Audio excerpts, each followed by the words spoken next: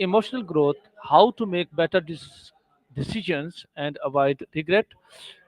Good decisions shape our future, reduce stress, and help us live with clarity and confidence. Asking the right questions is the first step towards understanding our decision making patterns and improving them. So, about the topic, how to make better decisions and avoid regret.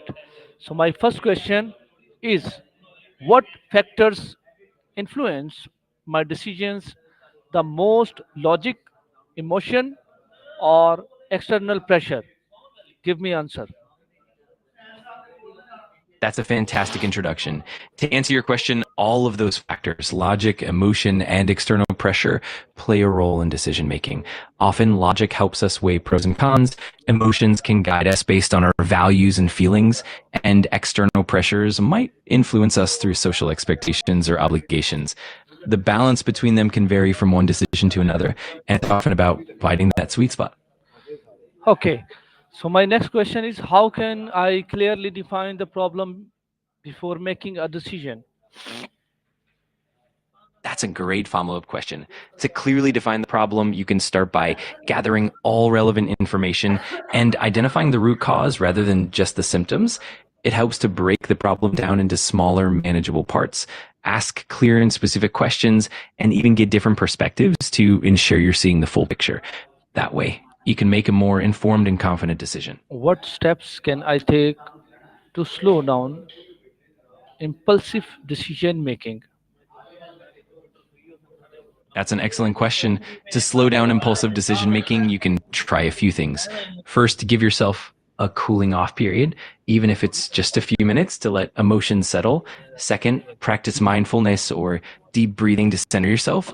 Third, make a habit of listing out pros and cons before deciding. And finally, seek input from others to gain different perspectives. All these steps help create a buffer before making a decision. How do my past regrets influence my current choices? Past regrets can definitely shape your current choices in a few ways. They might make you more cautious or even hesitant, leading you to avoid similar decisions to prevent repeating past mistakes. On the flip side, they can also teach you valuable lessons and help you make more informed decisions moving forward. The key is to reflect on those past regrets constructively so they guide you rather than hold you back. How can I separate fear from intuition when making decisions? That's a really insightful question. One way to separate fear from intuition is to reflect on the source of your feelings. Fear is often rooted in past experiences or worries about the unknown, while intuition tends to be a more subtle, calm, and instinctive sense of what feels right. You can also give yourself some time and space to let emotions settle and then check back in with your gut feeling. Over time, building self-awareness and practicing mindfulness can help you distinguish between the two. And what role does self awareness play in better decision making? Self-awareness is absolutely crucial for better decision making because it helps you understand your values, your biases, and your emotional triggers. When you're more self-aware, you can recognize when your decisions are influenced by underlying fears or biases rather than clear logic. This awareness allows you to make more intentional and aligned choices, leading to greater confidence and fewer regrets in the long run. Okay, so my next question is, when should I trust my gut feeling and when should I rely on analysis? That's a great question. Generally, trusting your gut feeling can be really effective when you have a lot of experience in a certain area and your intuition is well informed by past knowledge.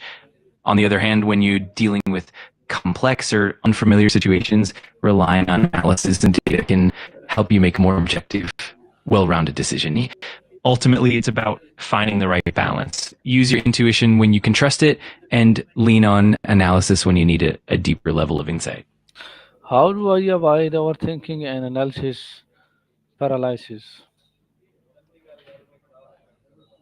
That's a really common challenge. One effective way is to set clear boundaries and deadlines for your decision making process so you don't get stuck in endless analysis. Another helpful approach is to break the decision down into smaller, manageable steps and focus on one aspect at a time. It also helps to trust your instincts and embrace the idea that no decision is ever perfect. Finally, seeking feedback from others can help you gain perspective and move forward with more confidence. And what habits can I develop to make more mindful, intentional decisions? Great question. Some helpful habits include practicing mindfulness regularly, like meditation or deep breathing, so you can stay present and aware. Another habit is journaling, where you reflect on your decisions and thought patterns, helping you understand your motivations. Setting clear intentions and goals before making decisions can also keep you focused. Additionally, taking time to slow down and not rush decisions and regularly checking in with yourself to ensure alignment with your Why values can do people often choose short term comfort over long term benefits? That's a really interesting question. Often people prioritize short term comfort because it provides immediate gratification and helps reduce stress or discomfort in the moment. The brain is wired to seek quick rewards, and sometimes the effort or uncertainty involved in long term benefits can feel overwhelming. Additionally, habits, societal influences, and emotional states can all play a role in nudging us toward immediate rewards. Over time, though, increasing awareness and building self-discipline can help shift that balance toward more How long. how can I learn from my mistakes without letting them create fear or hesitation?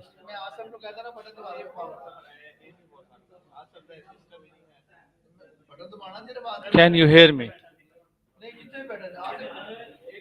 I can hear you perfectly. To learn from mistakes without letting them cause fear, it helps to adopt a growth mindset. Treat each mistake as a valuable learning opportunity rather than a failure. You can reflect on what went wrong, identify lessons learned, and then apply those insights moving forward. It's also important to practice self compassion and remind yourself that everyone makes mistakes. Over time, that approach helps build resilience and confidence.